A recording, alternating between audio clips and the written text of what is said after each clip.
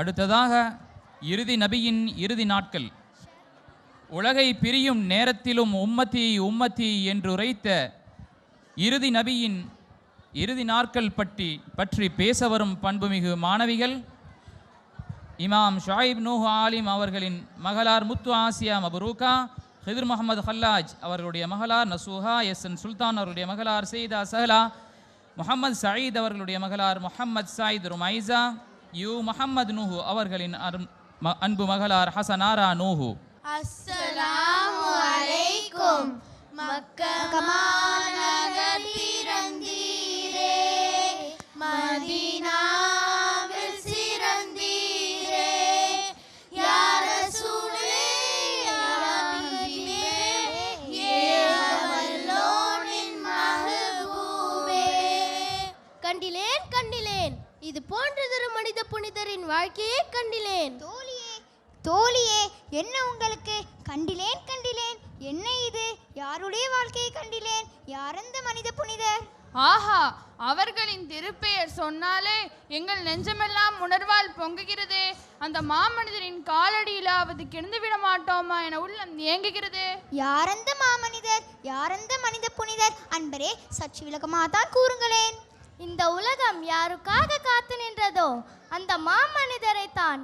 அவர்கள் இவ்வேகத்தில் தோன்றவில்லை என்றால் இந்த அகிலமே தோன்றியிருக்காதே. அந்த மாமனித புனிதரைத்தான். அந்த ஆருயிர் அண்ணல் கண்மணி ஸல்லல்லாஹு அலைஹி வஸல்லம் இவ்விதத்தில் உரைத்த செய்தி எத்திசையும் பரவிய போது இந்த இனிய செய்தியை கேட்ட உள்ளங்கள் எல்லாம் குதூகலத்தால் கொண்டாடியது. ஆனால் ஆனால் ஆனால் என்ன சகோதரியே, தொடருங்கள். அந்த உயிரினுமினிய உத்தமரின் நித்திய வாழ்வு முடிய போயிரு என்ற துயர செய்தி காற்றோடு கலந்து வந்த போது உருகாத உள்ளங்களெல்லாம் உருகியதே, கலங்காத கண்களெல்லாம் கலங்கியது. அந்த மஹ்பூபின் வாழ்க்கையை கூறித்தான் காட்டுங்களேன்.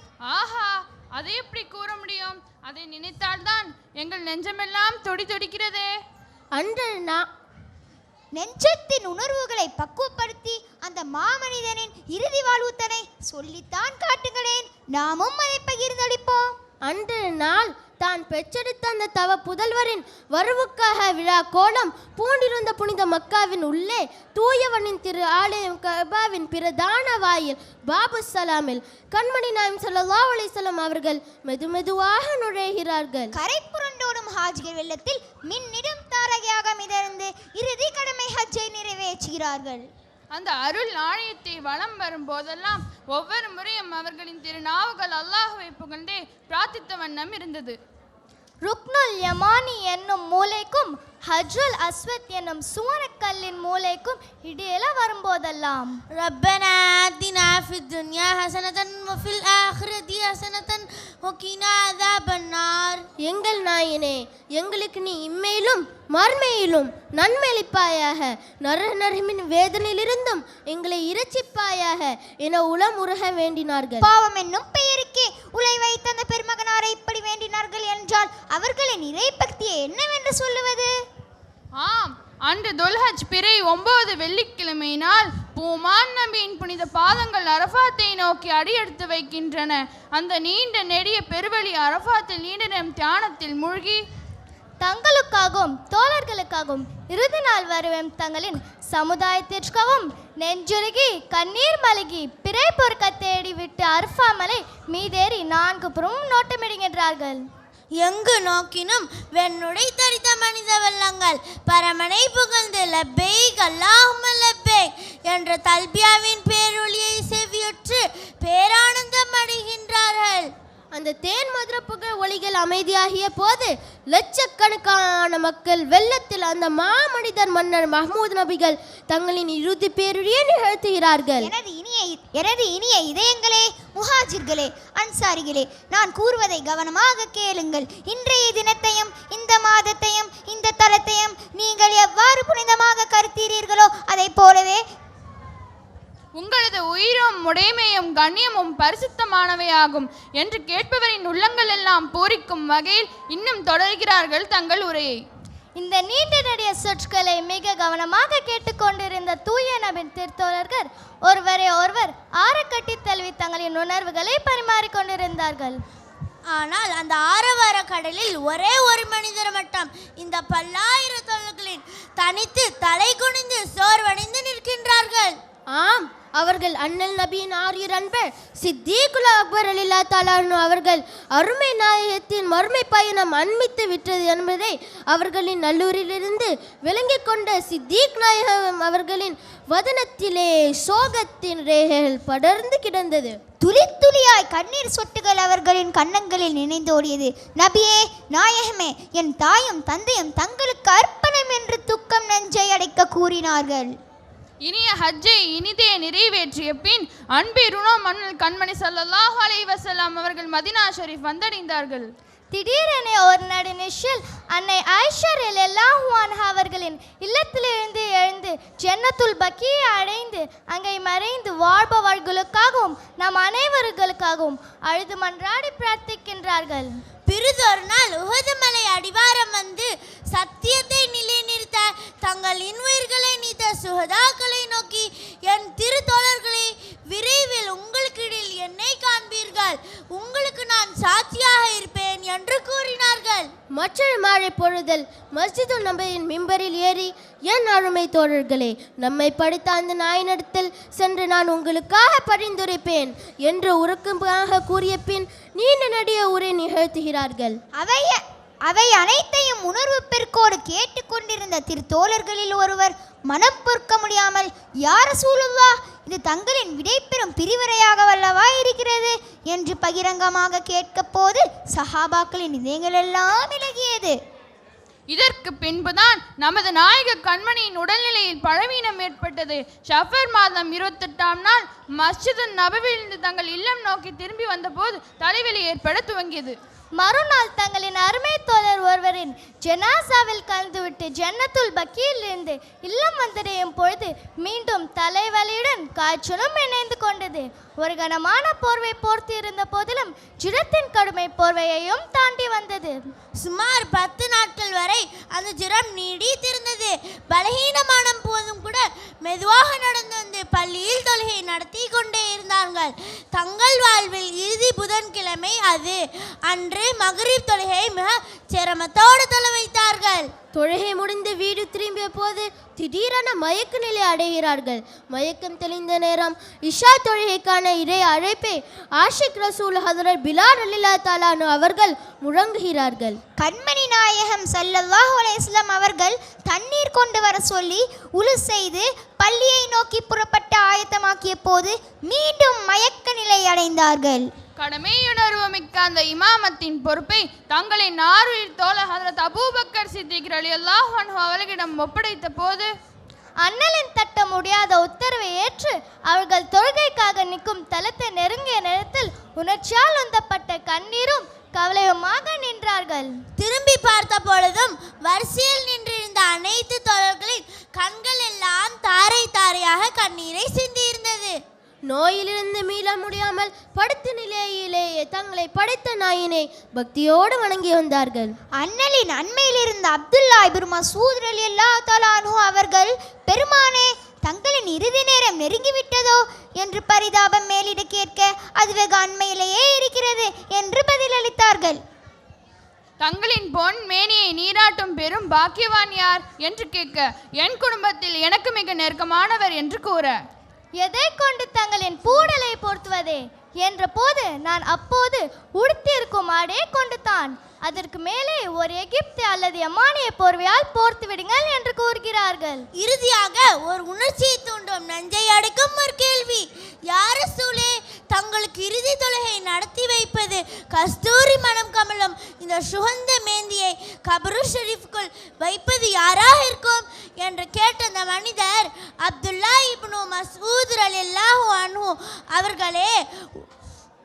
உள்ளம் தாங்க முடியாது அழுது அழுது கண்ணீரை வடித்தார்கள். அதை கண்டு கண்மணி நாயகமும் அழுதார்கள். அன்பரே, அமைதியாக இருங்கள், மனம் தளர வேண்டாம், என்னை நீராட்டி கஃனிட்டு விட்டு ஒரு உயர்ந்த மேடை மீது வைத்து விட்டு சற்று அகன்று விடுங்கள். முதலாவதாக வானவர் கோன் ஜிப்ரீல் அலைஹிஸ்ஸலாம் அவர்களும் அதன் பின் விண்ணவர்கள் யாவரும் வரிசையாக தொழுவர். அதையடுத்து உங்கள் யாவரின் முறை வரும். முதலில் என் குடும்பத்தில் ஆண்கள், அதன் பின் அவர்களின் பெண்கள், தொடர்ந்து என் இணைப்பிரியா தோழர்கள் இப்படி முறையாக தனித்தனியாக தொழுது கொள்ளட்டும். என் நெருங்கிய உறவினர்கள் என்னை அடக்கம் செய்யட்டும். எவரும் கூக்குரலிட்டு அழாதீர்கள், பொறுமையாக இருங்கள் என்றார்கள். பூமானின் புனித உடல் படிப்படியாக கனத்து குளிர்ந்து கொண்டே சென்ற போது திடீரென தங்களின் திருக்கரங்களை வானே நோக்கி உயர்த்துகிறார்கள். அனம ரஃபீக்குல் ஆலா, இறைவனாகிய உன் உயர்ந்த அன்பினுடன் என் தார்ந்த குரலில் கூறுகிறார்கள். மறுமுறையும் அவ்வாறே, மூன்றாம் முறையும் அப்படியே கூறி முடித்ததும் அண்ணலின் பொற்களங்கள் தாழ்ந்தது. விலை மதிக்க முடியாத அந்த புனித ஆன்மா அவர்கள் பூடலை விட்டு பிரியா விடை கொடுக்கிறது. இந்த வையகமே இருண்டது, துக்கம் நெஞ்சு அடைத்தது. அந்த அருமை நாயகத்தின் தேட்டம் நம் இதயத்தில் நீங்காமல் நிலைத்து நின்று விட்டது. அவர்களின் சுந்தரமேனிய நம் வாழ்வில் கண்டு கழிக்கும் பெரும் பேர் இல்லாவிட்டாலும் அவர்களின் அருள் முழங்கும் அமைதிமேவும் ரவுலாவிற்காவது பயணிப்போமா? அண்ணலின் அன்பை பெறுவோமா? சுகந்த மனம் கமலம் பொன்னிய ரவுலா ஷரீஃபில் அடியெடுத்து வைத்தால் கண்ணியத்துடனும் மரியாதையுடன் மனம் முருங்கி கண்ணீர் மல்கிட பாடுவோம். அஸ்ஸலாத்து வஸ்ஸலாமு அலைக யா ஹபீபல்லாஹ். அஸ்ஸலாத்து வஸ்ஸலாமு அலைக யா ஹைரன் நபி. லா இலாஹா இல்லல்லாஹு லா இலாஹா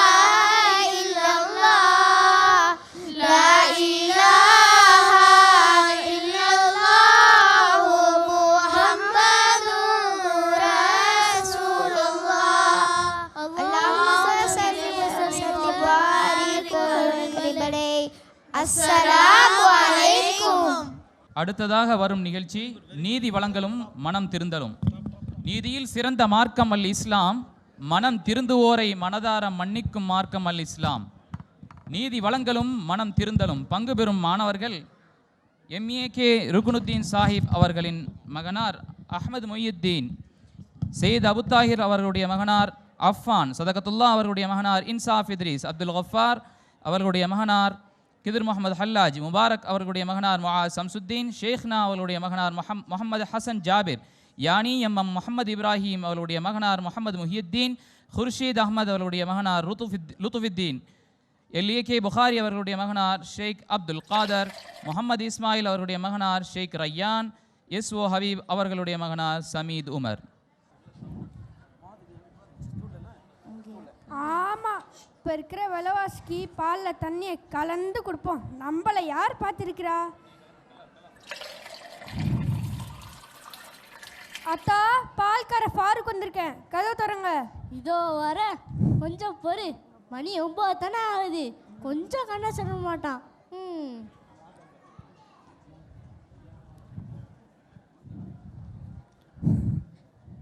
என்னடா இந்த ஊரில் 9 மணி வரைக்கும் தூங்குறாங்களா? சுப்ஹானல்லாஹ், அல்லாஹ் தான் காப்பாற்றணும்.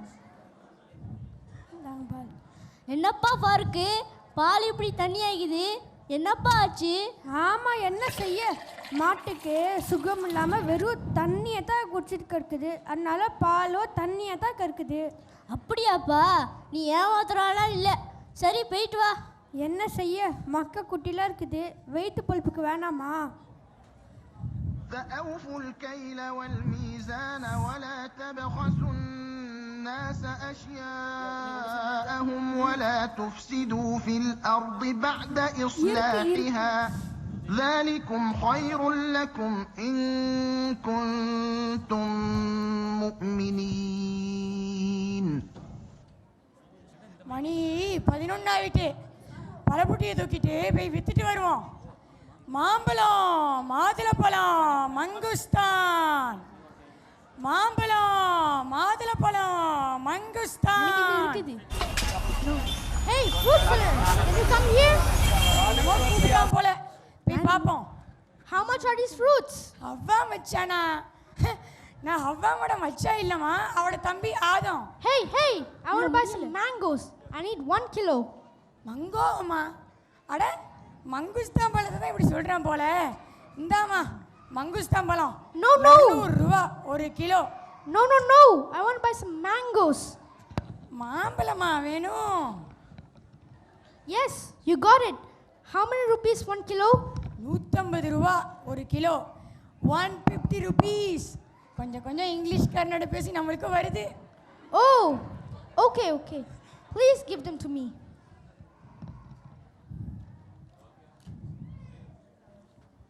சுப்ஹானல்லாஹ், தராசுல வெயிட் அட்ஜஸ்ட் பண்ணி வச்சிருக்கிறான். சரியான மோசடி தான் நடக்குது. அல்லாஹ் தான் திருத்தணும். ولا تنقصوا المكيال والميزان. அட என்ன என்னமோ ஓதுற மாதிரி விளங்குது. அம்மாடி, எனக்கு பயமா இருக்குமா, ஓடிட வேண்டியதான். என்னடா இது, இந்த ஊரில் இப்படிலாம் நடக்குது. அல்லாஹ்க்கு அஞ்ச மாட்டியிருக்காங்க. நாம் வீட்டில் போய் படுத்துட்டு வேற ஊருக்கு போயிடுவோம். என்ன சாதிக்கு நல்லா தூங்குற? ஊரில் நடக்கிற நிகழ்ச்சியெல்லாம் பார்த்தாலும் தூக்கம் வேற வருதோ? ஏன் ஒரு தவறை காணுகிறானோ அவன் தன் கையால் திட்டட்டும். அது அவனுக்கு முடியாவிட்டால் நாவினால் திட்டட்டும். அதுவும் முடியவில்லை என்றால் தன் மனதால் தவிர்த்து கொள்ளட்டும். இது ஈமானின் பலகீனமானம் என்று கோமா நபி ஸல்லல்லாஹு அலைஹி வஸல்லம் அறிவிக்கிறாங்க. சீக்கிரம் எழும்பி மக்களை போய் திருத்து. கனவுல கண்டிருக்கிறோம். ஊரை எப்படியாவது திருத்தியே ஆகணும். மக்களே சும்மா அழைச்சா வரமாட்டாங்க. அதனால் நாம் ஒரு ஐடியா பண்ணுவோம். இந்த ஊரில் வாழும் பொதுமக்களுக்கு ஒரு உன்னத செய்தி. அன்பார்ந்தவர்களே, நாளை காலை நமது நீதிபதி அவர்களிடம் நமதோ பிரமுகர் உத்தமன் சாதிக் அவர்கள் அன்பளிப்பு வழங்க இருக்கிறார். எனவே அனைவரும் வருகை தரும்படி கேட்டுக்கொள்கிறோம்.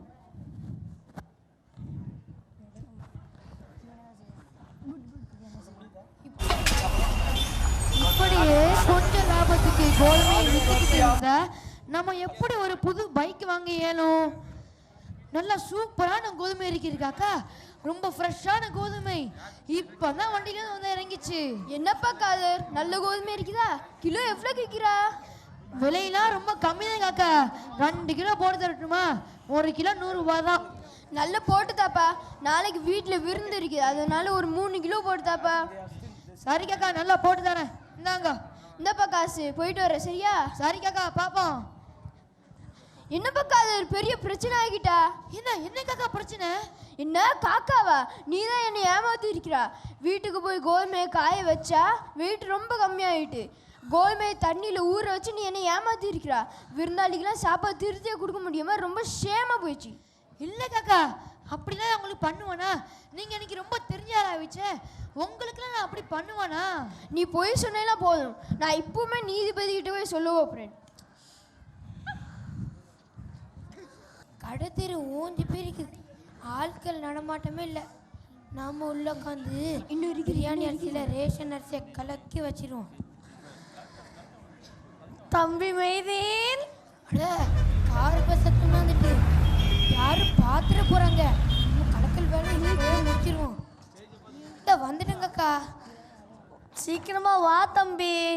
என் வீட்டுக்கு என் பேர பாத்தியமாலாம் பாரிலேருந்து வரோம். பிரியாணி போடதான் 2 கிலோ பிரியாணி அரிசி தா தம்பி. நல்லதா போச்சு, அழகாக கலக்கிட்டோம்.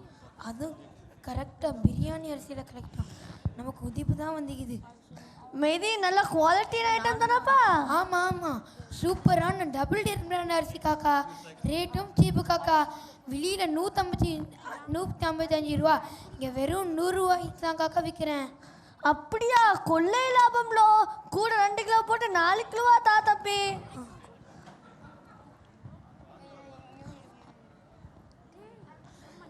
இந்தா பணம்.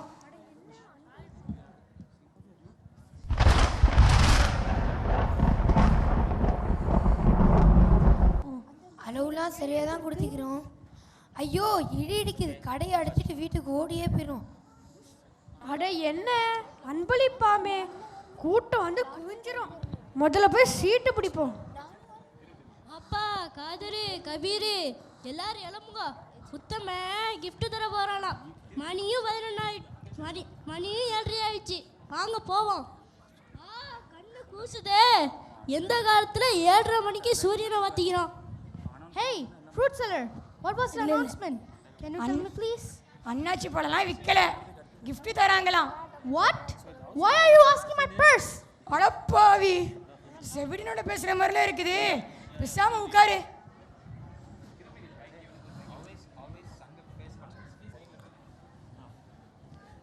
அவையோர்களே, பொதுமக்களே, வழக்காட வந்திருப்பவர்களே, வழக்கறிஞர்களே, அஸ்ஸலாமு அலைக்கும். மேன்மே தங்கிய நீதிபதி அவர்கள் குறித்த நேரத்தில் வந்துவிடுவார். எனவே அமைதியுடன் இருக்க வேண்டுகிறேன்.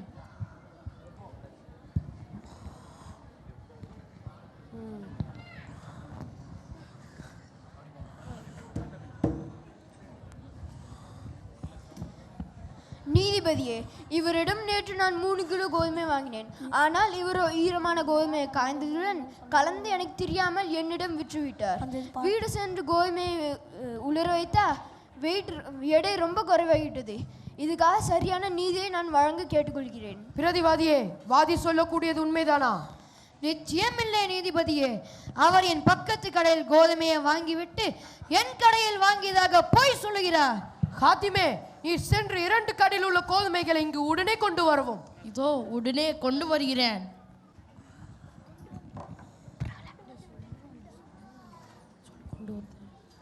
கொண்டு வந்து விட்ட நீதிபதி அவர்களே.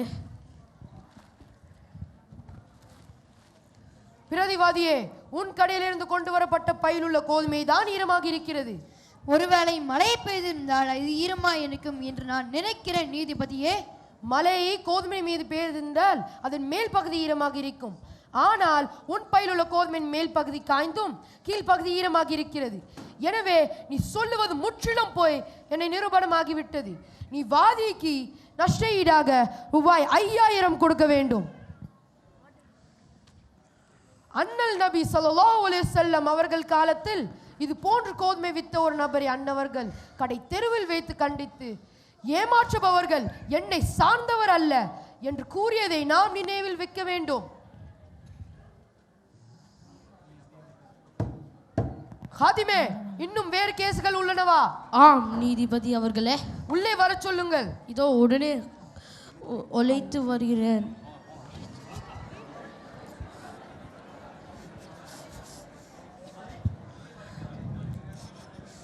நீதிபதி, இவரிடம் வாங்கின பிரியாணி அரிசியில் மட்ட ரக அரிசியை கலப்படம் செய்து என்னிடம் உயர்ந்த அரிசி என்றும் கூறியே விட்டுவிட்டார்.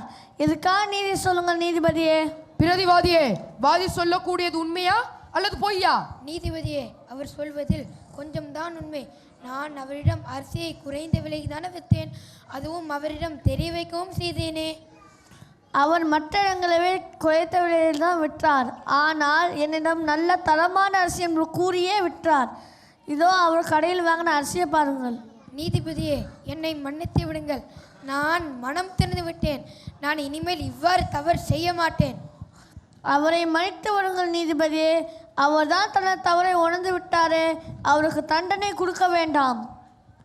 நீங்கள் அறிந்து கொண்டே உண்மையை பொய்யுடன் கலக்காதீர்கள், உண்மையை மறைக்கவும் செய்யாதீர்கள் என்ற இறைவனின் வாக்கை நாம் நினைவில் நிறுத்த வேண்டும்.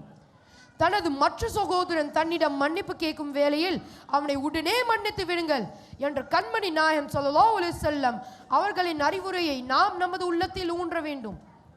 உத்தமர் அவர்களே, உங்களை காண மக்கள் வந்திருக்கிறார்கள். ஆம் நீதிபதி.